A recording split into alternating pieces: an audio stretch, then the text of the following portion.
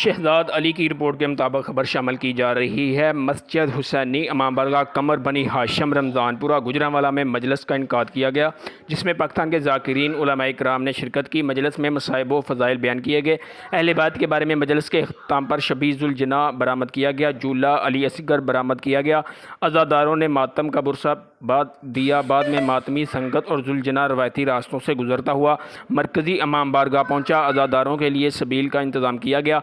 वहाँ पानी और दूध की सबीलें लगी हुई थीं। इस मजलिस की सिक्योरिटी के सख्त इंतजाम किए गए थे, जिसमें पंजाब पुलिस और इंतज़ामिया की सिक्योरिटी ड्यूटी सर अंजाम दे रही थी और लंगर का वसी इंतज़ाम किया गया था। बानी मजलिस का कहना था कि हम 1 मुहर्रम से 10 मुहर्रम तक रोज़ाना मजलिस का इनकाद करते हैं, जिसमें अहले बैत के फ़ज़ाइल और मसाब पढ़े जाते हैं। इसके अलावा भी गुजरांवाला शहर में 9 और 10 मुहर्रम के सिलसिले में दूध और पानी की सबीलें गली गली मोहल्ले मोहल्ले में लगी हुई हैं और लंगर का वसी इंतज़ाम करके लोगों में तकसीम किया जा रहा है।